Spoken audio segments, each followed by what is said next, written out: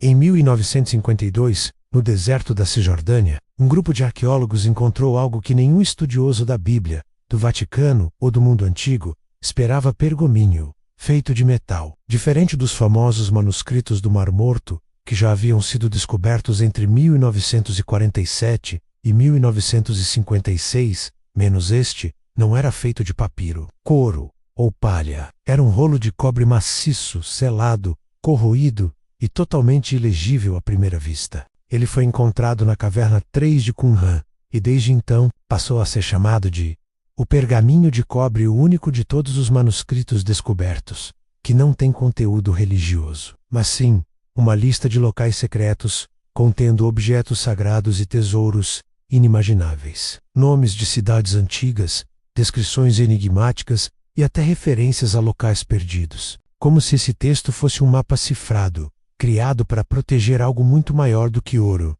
talvez a Arca da Aliança, os utensílios do Templo de Salomão e, possivelmente, relíquias de origem não humana.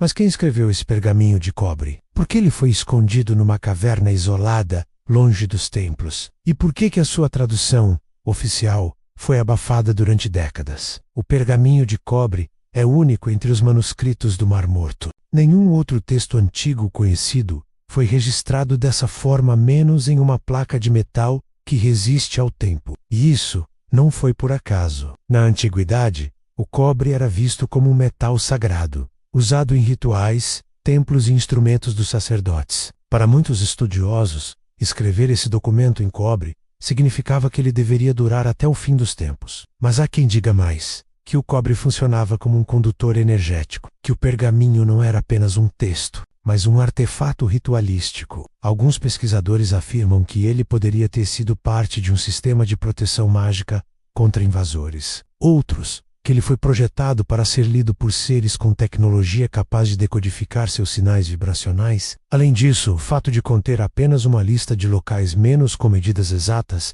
profundidades e descrições simbólicas faz dele uma espécie de GPS milenar, um índice cifrado que levaria à localização de relíquias poderosas. E um detalhe inquietante: quase todas as localizações citadas no pergaminho desapareceram ou foram encobertas ao longo dos séculos. Quando o texto do pergaminho de cobre foi finalmente traduzido, o que se revelou foi ainda mais impactante do que os arqueólogos esperavam. Ele contém uma lista de 64 locais diferentes, cada um descrito com precisão, mencionando profundidades exatas, medidas de largura e pistas geográficas que se referem a regiões hoje sob desertos, cidades modernas ou zonas militares. Entre os itens descritos estão enormes quantidades de ouro e prata, vasos sagrados utilizados no Templo de Salomão, rupas e até objetos não identificados descritos como instrumentos do céu. O local mais mencionado é o Templo de Salomão, com referências cruzadas ao Monte do Templo,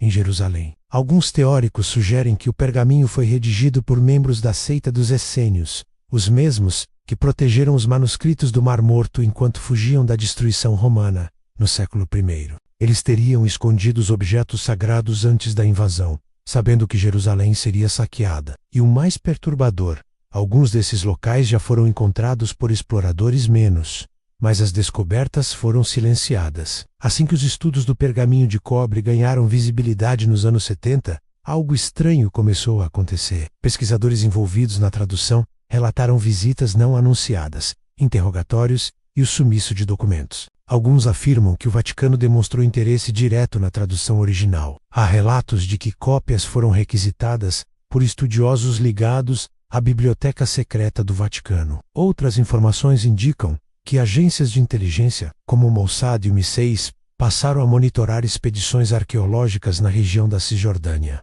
Por que tanto interesse por um simples pergaminho? Segundo denunciantes, o medo era que os locais descritos levassem à descoberta de artefatos com origem pré-humana, menos ou tecnologias que contradizem a narrativa. Relations Official, um documento do Serviço Secreto Britânico, desclassificado em 2013, menciona uma anomalia geológica próxima a um dos pontos citados no texto. Seriam entradas para túneis, laboratórios antigos, bases subterrâneas ou locais de culto de uma civilização esquecida? Nos últimos anos, a arqueologia mudou drasticamente. Com o uso de satélites de alta resolução, radares de penetração no solo e drones militares, locais citados no pergaminho de cobre estão sendo identificados sem que o público sequer saiba. Imagens vazadas em 2019 mostraram escavações não registradas em regiões do deserto da Judéia. Grupos independentes afirmam que militares israelenses e americanos fizeram incursões em pelo menos 6 pontos mencionados no pergaminho, todos próximos às zonas de conflito ou áreas controladas, e um detalhe inquietante: a maioria desses locais, depois de escavados, foram rapidamente isolados e declarados áreas militares. O que foi encontrado lá? Por que o público nunca viu fotos dos achados? E por que as coordenadas originais desapareceram de mapas de acesso público? O que acontece se alguém encontrar uma prova concreta da Arca da Aliança, ou um artefato que prove que a história contada nas escrituras foi editada, ocultando eventos de origem extraterrestre? Entre as linhas do pergaminho, há menções a vasos que brilharão como o céu, e objetos cuja função é apenas compreendida pelos filhos da luz, uma possível referência a artefatos tecnológicos. Alguns estudiosos relacionam isso aos relatos bíblicos do maná que caía do céu, armazenado em urnas de ouro. Outros acreditam que a descrição aponta para a tecnologia vinda de outras civilizações ou deuses astronautas. Imagine o impacto global da descoberta de um dispositivo com tecnologia milenar funcional. Igrejas cairiam, governos entrariam em crise e o próprio conceito de humanidade seria reavaliado. Há registros que indicam que ordens secretas menos como os Cavaleiros Templários, a Irmandade de Qumran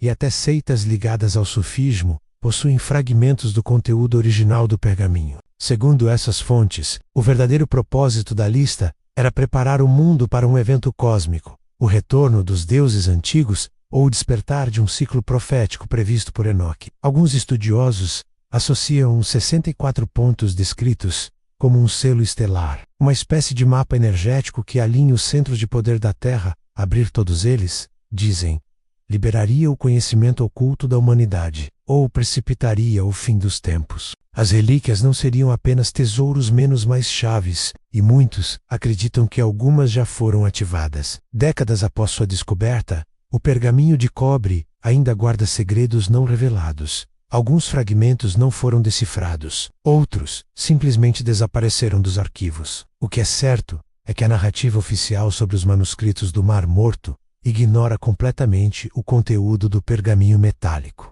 como se ele não existisse, como se fosse perigoso demais. Hoje, estudiosos independentes tentam recriar os caminhos descritos na lista, mas algo sempre os impede: censura, vigilância, intimidação ou desaparecimentos. Talvez a verdadeira pergunta não seja onde estão os tesouros, mas por que eles foram escondidos da humanidade. Talvez o pergaminho de cobre não seja apenas um mapa, mas uma mensagem deixada por uma civilização que sabia que o ciclo se repetiria e que em breve tudo voltaria à tona.